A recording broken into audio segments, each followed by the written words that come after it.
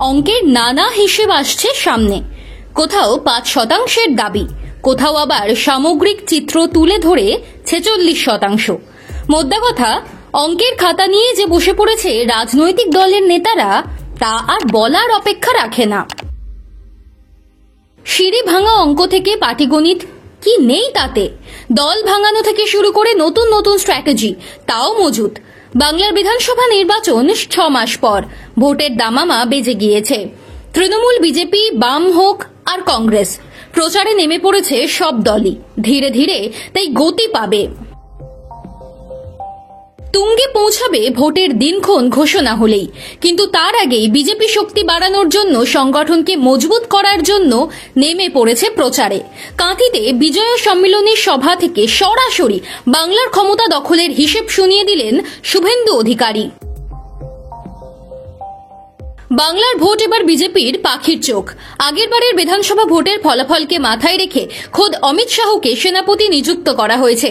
তিনি ইতিমধ্যেই নেমে পড়েছেন স্ট্র্যাটেজি সাজাতে। সারা দেশ থেকে ১২০০ গুরুত্বপূর্ণ নেতাকে নানান সময় বাংলায় নিয়ে আসা হবে, দেওয়া হবে নানান গুরুত্বপূর্ণ দায়িত্ব। এর থেকেই পরিষ্কার যে পদ্ম শিবির যেভাবেই হোক বাংলায় ক্ষমতায় বৃত্তে পা রাখতে চায়। তৃণমূলের মতো শক্তিশালী দলকে হারাতে গেলে যে সংগঠন শক্তিশালী করতে হবে তা ভালো করে জানেন কেন্দ্রীয় নেতৃত্ব। যতই দেশীয় নেতারা ঝাঁপিয়ে পড়ুন, বাংলার রাজনৈতিক মহল কিন্তু বলছে শুভেন্দু অধিকারীকেই নিতে হবে বাড়তি দায়িত্ব। কারণ একটাই, ২০২১ সালের নির্বাচনের পর থেকে শুভেন্দুই বাংলায় বিজেপির মুখ। তিনি বিরোধী নেতা। শাসক দলের মুখ্যমন্ত্রী মমতা বন্দ্যোপাধ্যায়ের বিরুদ্ধে ধারাবাহিক লড়াই চালিয়ে গিয়েছেন।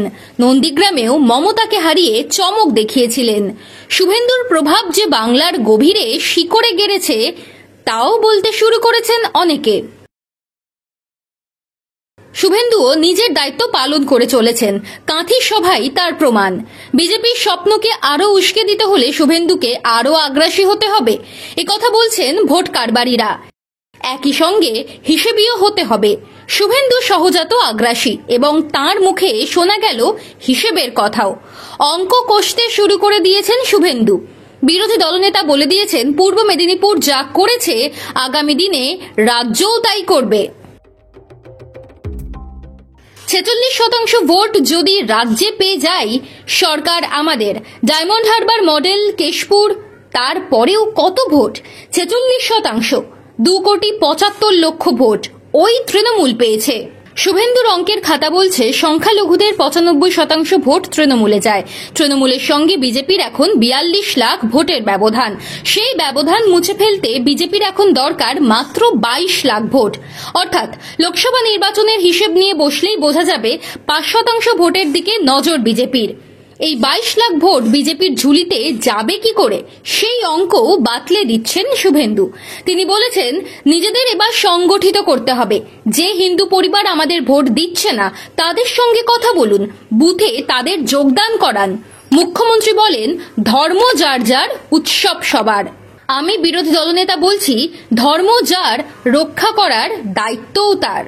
শুভেন্দু বিজেপির লাইন মেনে ধর্মের রাস্তাতেই হাঁটবেন, সে তো জানা কথা। কিন্তু যে অঙ্ক সাজাচ্ছে বিজেপি, তাকেও ফেলে দেওয়া যাবে না। তবে তৃণমূল কিন্তু তৈরি। ইতিমধ্যেই অভিষেক বন্দ্যোপাধ্যায় ঘোষণা করে দিয়েছেন, ৫০-এর বেশি সিটে জিততে পারবে না বিজেপি। বিধানসভা নির্বাচন যতই ৬ মাস পর হোক, বাংলার রাজনৈতিক মহলের উত্তাপ কিন্তু ক্রমশ বাড়ছে।